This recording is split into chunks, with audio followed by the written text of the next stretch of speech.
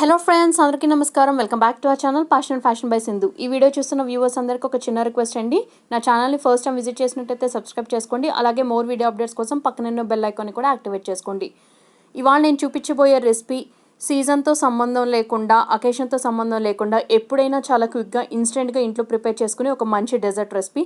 Late చేయకుండా ఈ custard fruit salad ఎలా ప్రిపేర్ చేసుకోవాలో కావాల్సిన ఇంగ్రీడియంట్స్ ఏంటో చూసేద్దాం. ఈ రెసిపీ ప్రిపరేషన్ కోసం కొన్ని అసార్టెడ్ ఫ్రూట్స్ అనేవి తీసుకోవచ్చండి.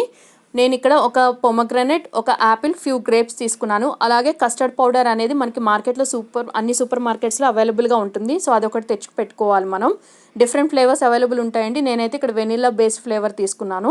సో ఫస్ట్ స్టవ్ మీద ఒక బౌల్ పెట్టుకుని అందులోకి ఒక 1/2 లీటర్ వరకు ఫుల్ క్రీమ్, అంటే ఫుల్ ఫ్యాట్ మిల్క్ ఉంటుంది కదా, అది పోసుకున్నాను. టోన్ మిల్క్తో కూడా చేసుకోవచ్చు, బట్ ఫుల్ క్రీమ్ మిల్క్తో చేసుకుంటే కొంచెం క్రీమీ టెక్స్చర్ వచ్చి టేస్ట్ అనేది బాగుంటుందని నేను అలా తీసుకున్నాను. సో ఫ్లేమ్ని లోలోకి పెట్టుకుని మిల్క్ అనేది బాయిల్ చేసుకోవాలి. మీన్వైల్ మనం ఏం చేయాలంటే ఒక చిన్న మిక్సింగ్ బౌల్ తీసుకుని అందులోకి 2 full table spoons of custard powder పోసి 3 ఫుల్ టేబుల్ స్పూన్స్ ఆఫ్ కాచి చల్లార్చిన పాలు పోయాలండి. పోసిన తర్వాత ఎటువంటి గడ్డలు అనేది లేకుండా ఈ కస్టర్డ్ పౌడర్ అండ్ మిల్క్ రెండింటిని కూడా ఫైన్ పేస్ట్ లాగా మనం మిక్స్ చేసుకుని పక్కన పెట్టేసుకోవాలి. సో మిల్క్ అనేది మనం లో ఫ్లేమ్లోనే మంచి రోలింగ్ బాయిలింగ్ కన్సిస్టెన్సీ వచ్చే వరకు మనం బాయిల్ చేసుకుంటూ ఉండాలండి. ఈ రెసిపీకి కావాల్సిన షుగర్ అనేది మనం స్టార్టింగ్లో వేయకూడదు. సో మిల్క్ అనేది మనకి ఇలా బాగా పొంగుతూ నురగలాగా పైకి వస్తున్న స్టేజ్లో ఒక స్మాల్ బౌల్ ఆరెల్స్ 3 టేబుల్ స్పూన్స్, టీ స్పూన్స్ లెక్కలో చెప్పాలంటే 6 టీ స్పూన్స్ వరకు మనకి షుగర్ అనేది పడుతుంది ఈ రెసిపీ ప్రిపరేషన్కి.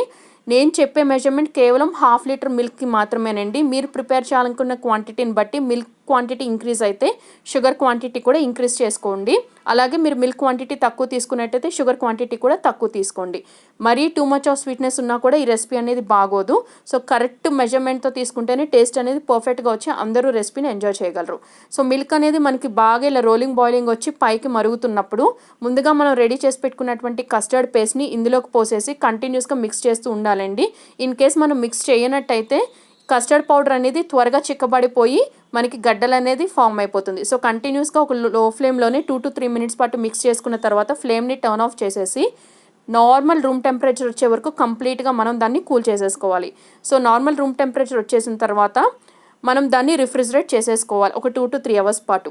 చాలామంది ఫ్రూట్స్ అనేది సర్వ్ చేసే ముందు యాడ్ చేస్తారండి. మీ ఇష్టం, మీరు అలా అయినా యాడ్ చేసుకోవచ్చు. ఆరల్స్ నార్మల్ రూమ్ టెంపరేచర్ వచ్చేసిన తర్వాత ఇందాక మీకు చూపించినటువంటి ఫ్రూట్స్ ఉన్నాయి కదా, వాటిని అన్నింటినీ సన్నగా పీసెస్లా కట్ చేసుకుని నేను ఇలా యాడ్ చేసేసి 3 అవర్స్ పాటు ఫ్రిడ్జ్లో పెట్టేశాను. 3 అవర్స్ తర్వాత నేను ఈ కస్టర్డ్ పౌడర్ నుంచి ప్రిపేర్ చేసిన కస్టర్డ్ని ఒక సర్వింగ్ బౌల్లో డిష్ అవుట్ చేసేసుకుని పైన కొన్ని ఫ్రూట్స్ అనేవి మళ్ళీ యాడ్ చేసి నేను సర్వ్ అవుట్ చేసేసాను. మీరు కావాల్సిన ఫ్రూట్స్ అన్ని సీజన్ బట్టి యాడ్ చేసుకోవచ్చండి. లైక్ ఇప్పుడు మ్యాంగో యాడ్ చేసుకోవచ్చు, బనానా యాడ్ చేసుకోవచ్చు, బ్లాక్ గ్రేప్స్ యాడ్ చేసుకోవచ్చు. బట్ మీరు ఎట్టి పరిస్థితుల్లోనూ orange or else mosambi citrus based fruits మాత్రం యాడ్ చేయొద్దండి. ఎందుకంటే దానివల్ల మనకి కస్టర్డ్ మొత్తం చేదుగా టర్న్ అయిపోతుంది. So except citrus and mosambi అంటే బత్తాకాయ, కమలాకాయ కాకుండా మిగతా ఫ్రూట్స్ అన్ని మీ చాయిస్ని బట్టి యాడ్ చేసుకోవచ్చు. సో అంతేనండి, వాళ్ళకి చాలా సింపుల్ అండ్ క్విక్ రెసిపీ. ఈ రెసిపీ మీకు నచ్చితే తప్పకుండా ఈ వీడియోకి ఒక లైక్ ఇచ్చి మీ ఫ్రెండ్స్ అండ్ రిలేటివ్స్తో షేర్ చేసుకోండి. మరిన్ని వీడియోస్ కోసం మన ఛానల్ని సబ్స్క్రైబ్ చేసుకోండి. Thank you all very much for watching my video.